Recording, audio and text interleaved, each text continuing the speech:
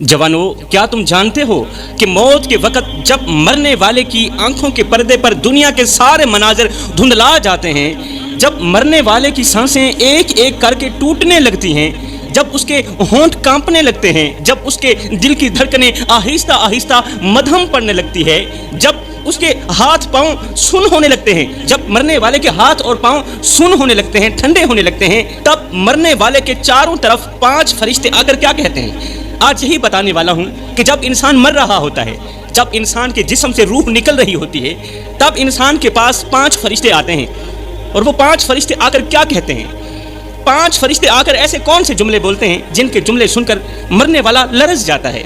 अल्लाह अकबर। ये वही लम्हा होता है जब मरने वाले के लिए दुनिया की हर चीज़ ख़त्म हो जाती है। वो जिस दौलत पर नाज करता था, मरने वाला जिस दौलत पर गुरूर करता था, वो जिस शान और शौकत पर फख्र करता था, मरने वाला जिस जवानी पर गुरूर करता था, वो जिस ताकत को अपनी पहचान समझता था, सब कुछ पीछे रह जाता है। मेरे मोहतरम भाइयों, इसी दौरान मरने वाले के पास पहला फरिश्ता आता है, आकर उसके सरहाने खड़े हो जाता है, उसके सरहाने खड़ा हो जाता है। उसकी आवाज़ आसमानी गर्ज की तरह गूंजती है। वो जो फरिश्ता होता है ना, जो मरने वाले के सरहाने खड़ा हो जाता है, उसकी आवाज़ इतनी ज़्यादा बुलंद होती है कि आसमानी बिजली की तरह गरजती है, गूंजती है। और वो फरिश्ता कहता है, मरने वाले से मुखातिब होकर पहला फरिश्ता कहता है ऐ मरने वाले, क्या तूने नहीं सुना था कि दुनिया की जिंदगी महज एक खेल और तमाशा है। क्या तूने नहीं सुना था कि ये दुनिया तो महज एक धोखा है। ऐ मरने वाले, मैं वही फरिश्ता हूँ जो तेरे हर कदम का गवाह रहा, तेरे हर कदम का शाहिद रहा। मुझे याद है वो दिन जब तूने अपनी जवानी को गुनाहों की नजर कर दिया था, अपनी सोने जैसी जवानी को गफलत के नाम कर दिया था, गुनाहों की नजर कर दिया था। मुझे वो रातें भी याद हैं जब तूने अपने वालिदैन के आंसुओं को नजरअंदाज कर दिया था। मुझे वो लम्हे याद हैं जब तूने अपने दोस्तों के साथ बैठकर लोगों की गीबतें की, चुगलियां की, नफरतें फैलाई, जब तूने अपनी जुबान को जहर की मानत लोगों के दिलों पर तीर बरसाए, अपनी जुबान के जरिए लोगों को दुख दिए, दर्द दिए, लोगों के जख्मों पर नमक छिड़के। ओ मरने वाले, क्या तू नहीं जानता था कि इंसान को इम्तिहान के लिए पैदा किया गया है, जीने के लिए पैदा नहीं किया गया। इंसान को इम्तिहान के लिए पैदा किया गया है, हमेशा दुनिया में रहने के लिए पैदा नहीं किया गया। लेकिन तूने अपनी जवानी को फहाशी में बर्बाद कर दिया, तूने अपनी जवानी को दुनिया में गर्क कर दिया, तबाह कर दिया। तूने अपनी आंखों को हराम मनाजर में झोंका, तूने अपनी जुबान को झूठ और बहतान से आलोदा किया, गंदा किया। तेरी जुबान खामोश है, तेरी जुबान को बोलने की जरूरत ही नहीं है। आज तेरी आंखें बोलेंगी, आज तेरे हाथ बोलेंगे। अल्लाह अकबर। आज तेरे कदमों की लर्जिश तेरे किए गए हर कदम की कहानी सुना रही है। आज तेरे हाथ जो दुनिया में फख्र से उठते थे, आज वो जंजीरों में जकड़े हुए हैं, अब वो नहीं हिल सकते। और आज तेरा दिल जो दुनिया की मोहब्बतों में गुम था, आज वो अंधेरों में तड़प रहा है। दुनिया की मोहब्बतों में गुम होने वाला जो कल्ब है ना तेरा, आज वो अंधेरों में तड़प रहा है। ओ मरने वाले, क्या तू नहीं जानता था कि इंसान को आजमाइश के लिए पैदा किया गया, लेकिन तूने इस इम्तिहान को खेल तमाशा समझा।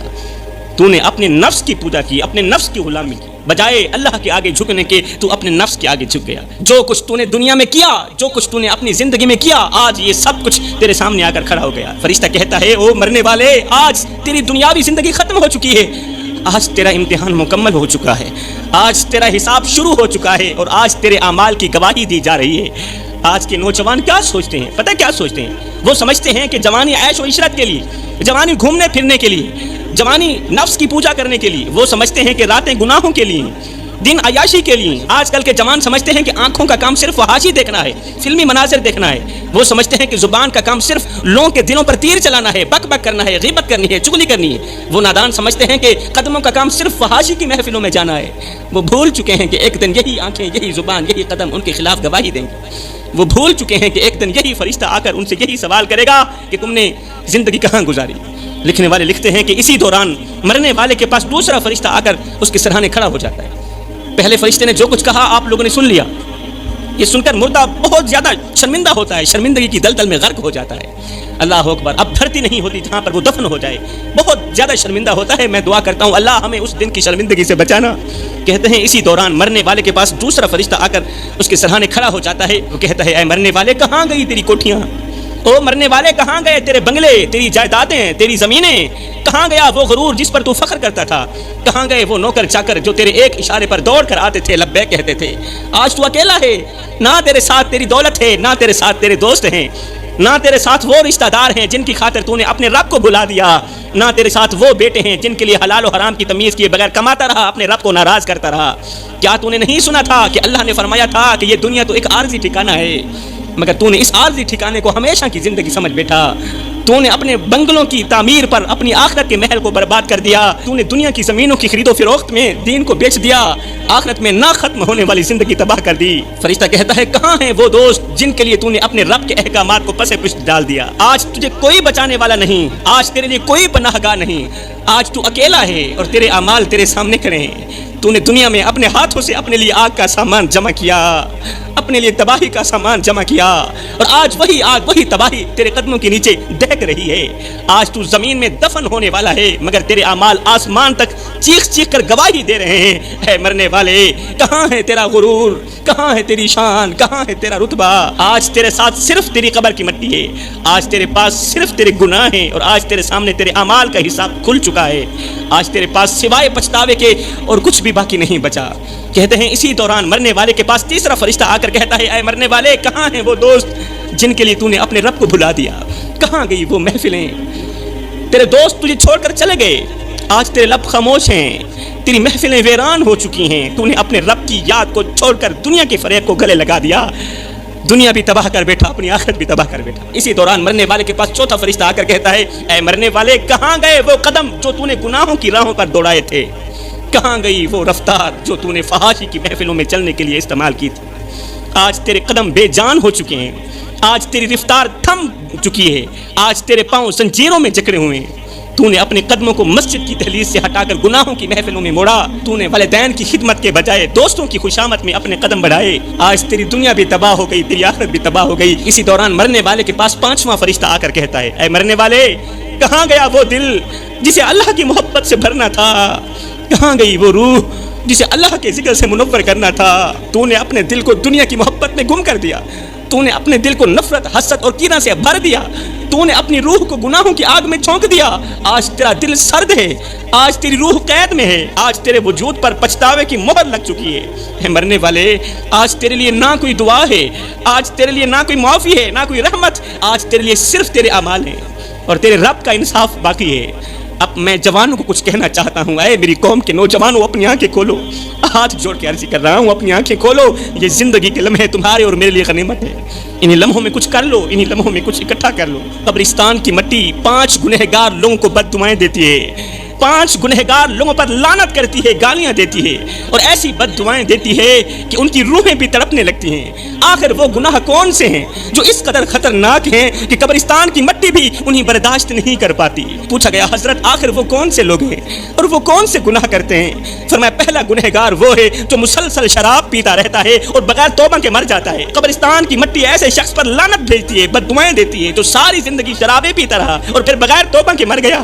اس کی قبر چیخ کر کہتی ہے اے شرابی، کیا تجھے نہیں معلوم تھا کہ شراب ہر برائی کی جڑ ہے؟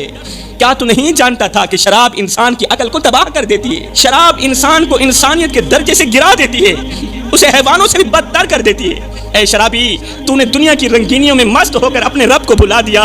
جوانوں خدا رہا، سب کچھ کرنا مگر شراب کے قریب نہ جانا، کیونکہ یہ وہ زہر ہے جو انسان کو بے غیرت بنا دیتا ہے۔ شراب انسان کو بے غیرت بنا دیتی ہے، دلہ بنا دیتی ہے، اور بے غیرت انسان کے ساتھ اللہ تعالیٰ سخت نفرت کرتا ہے۔ اللہ تعالیٰ کی ایسے انسان سے جنگ ہے۔ حلالی ماں کے حلالی بیٹے شراب نہیں پیا کرتے۔ یہ وہ لعنت ہے جو انسان کی عزت کو خاک میں ملا دیتی ہے، انسان کے رتبے کو زمین پر گرا دیتی ہے۔ شراب انسان کی آنکھوں کو اندھا کر دیتی ہے اور ماں اور بیوی کے درمیان فرق ختم کر دیتی ہے۔ اللہ اکبر۔ یہ تو ہو گیا پہلا انسان جس پر قبر کی مٹی لعنت بھیجتی ہے، بد دعائیں دیتی ہے۔ دوسرا انسان وہ ہے جو والدین کو دکھ دیتا ہے، جو ماں باپ کو دکھ دیتا ہے، ان کی نیندیں حرام کر دیتا ہے، بوڑھے باپ کے سامنے ہاتھ اٹھاتا ہے۔ قبر کی مٹی ایسے نوجوان پر لعنت بھیجتی ہے جو اپنے ماں باپ کو رلاتا ہے، جو نوجوان اپنے ماں باپ کو دکھ دیتا ہے، درد دیتا ہے۔ جوانوں یاد رکھو، ہر ایک گناہ کی معافی ہو سکتی ہے مگر والدین کا دل دکھانے والے گناہ کی معافی نہیں ہو سکتی۔ اے نوجوان، اگر تو نے ماں باپ کی دعاؤں کو بد دعاؤں میں بدل دیا تو جان لے تیری قبر کی مٹی تجھے سکون دینے کے بجائے تجھے لعنتیں دے گی۔ تو زمین میں دفن ہو جائے گا مگر تیری روح تڑپتی رہے گی، کیونکہ ماں باپ کے دل کو زخمی کرنے والا کبھی سکون کی نیند نہیں سو سکتا، ماں باپ کے دل کو زخمی کرنے والا کبھی سکون نہیں پا سکتا۔ وہ مر بھی جائے تو اس کی قبر کی مٹی اس کے گناہوں کو بیان کرتی رہے گی اور اسے شرمندگی کی دلدل میں پھنساتی رہے گی۔ اے نوجوان، آج بھی وقت ہے، اگر ماں باپ ناراض ہیں تو جلدی کر، وقت ضائع مت کر، اپنے ماں باپ کے قدموں میں گر جا، ان کے پاؤں چوم لے، ان کے آنسو پونچھ لے، ان سے دعائیں لے لے، ورنہ یاد رکھ قبر کی مٹی تیرے گناہوں کی گواہی دے گی اور اس دن تجھے کوئی بھی بچانے والا نہیں ہوگا، کوئی بچانے والا نہیں ہوگا۔ تو دنیا میں تو ویسے ہی برباد ہو گیا، آخرت میں بھی برباد ہو جائے گا۔ اب بات کرتے ہیں تیسرے گنہگار انسان کی۔ تیسرا وہ گنہگار انسان ہے جو شرک کرتا ہے، ہاں اللہ کے ساتھ کسی کو شریک ٹھہراتا ہے۔ وہ اپنی زبان سے اللہ کا نام لیتا ہے مگر دل میں دوسروں کی پوجا کرتا ہے۔ جب خوشی کا وقت آتا ہے تو شرک کا لفظ زبان پر نہیں آتا، اور جب مصیبت آتی ہے، پریشانی آتی ہے تو اللہ کے دروازے کو چھوڑ کر غیروں کے دروازے پر جا کر بھیک مانگتا ہے، ہاتھ پھیلاتا ہے، اپنے رب کے دروازے کو بھول جاتا ہے۔ وہ اپنی حاجات کے لیے اللہ کو چھوڑ کر پتھروں کے آگے جھکتا ہے، اللہ کے ولیوں کی قبروں کے آگے جھکتا ہے، سجدے کرتا ہے، مدد مانگتا ہے، قبروں پر جا کر سجدے کرتا ہے، بجائے فاتحہ پڑھنے کے ان سے مدد مانگتا ہے، مردوں سے فریادیں کرتا ہے، مٹی سے فریاد کرتا ہے۔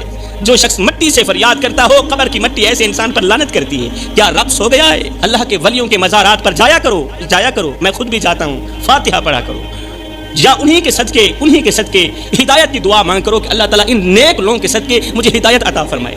ایسے نہ کہا کرو بابا جی یہ بھی دے دو وہ بھی دے دو، یہی تو شرک ہے، اسے کہتے ہیں شرک۔ اللہ اکبر۔ چوتھا گنہگار انسان جس پر قبر کی مٹی لعنت بھیجتی ہے، یہ وہ شخص ہے جو اللہ کی نعمتوں کی ناشکری کرتا ہے، جسے اللہ نے صحت دی مگر وہ گناہوں میں ضائع کر دیتا ہے، جسے رزق دیا مگر وہ فضول خرچی میں لٹا دیتا ہے، جسے عزت دی مگر وہ تکبر میں گم ہو جاتا ہے۔ قبر کی مٹی ایسے انسان سے کہتی ہے، اے ناشکر انسان، آج کہاں گیا وہ مال جس پر تو نے غرور کیا تھا؟ آج کہاں ہے وہ ہاتھ جو حرام کی کمائی کے پیچھے لگے تھے؟ آج کہاں ہے وہ ہاتھ جو حرام کمائی سے بھرے ہوئے تھے؟ آج تو خالی ہاتھ ہے، خالی آنکھیں لیے پڑا ہے، تیرے لیے کوئی دعا نہیں ہے، آج تیرے لیے کوئی معافی نہیں ہے۔ فرمایا پانچواں گنہگار انسان جس پر قبر کی مٹی لعنت بھیجتی ہے، یہ وہ شخص ہے جو اپنی فیملی کا حق ادا نہیں کرتا، وہ جو بوڑھے والدین کو چھوڑ دیتا ہے، بیوی کو رلا کر سو جاتا ہے، بیوی کو درد دے کر سو جاتا ہے، بیوی کا حق مار کر سکون سے سو جاتا ہے، بچوں کو یتیموں کی طرح زندگی گزارنے پر مجبور کر دیتا ہے۔ باپ زندہ ہے، بچوں کا حق نہیں دے پا رہا، آج باپ کے زندہ ہونے کے باوجود بھی بچے یتیموں کی زندگی گزار رہے ہیں۔ قبر کی مٹی ایسے شخص پر لعنت کرتی ہے۔ فرمایا سب کچھ کرنا، یہ 5 گناہ کبھی نہ کرنا۔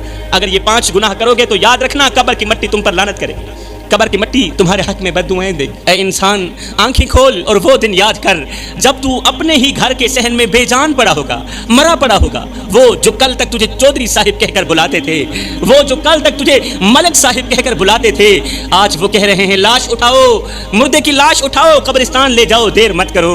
کسی نے تیرے کان میں آ کر کہا، او مرے ہوئے شخص، تو کہتا تھا کہ تیری دولت کبھی ختم ہی نہیں ہوگی، کل تک تو کہتا تھا میرے پاس اتنی دولت ہے کہ میں موت بھی خرید سکتا ہوں، میرے پاس اتنی جائیداد ہے، اتنا پیسہ ہے کہ موت بھی میرے قریب نہیں آ سکتی۔ دیکھ آج موت نے تجھے تیرے ہی گھر میں بے بس کر کے مار دیا۔ شاید تو نہیں جانتا تھا کہ نہ کفن میں جیب ہے، نہ قبر میں الماری ہے، اور کمال کی بات تو یہ ہے کہ موت کا فرشتہ رشوت بھی نہیں لیتا۔ اس وقت تیرے بیٹے کہہ رہے ہوں گے کتنی جلدی مر گیا ابا، ابھی تو جائیداد کا بٹوارا بھی نہیں ہوا۔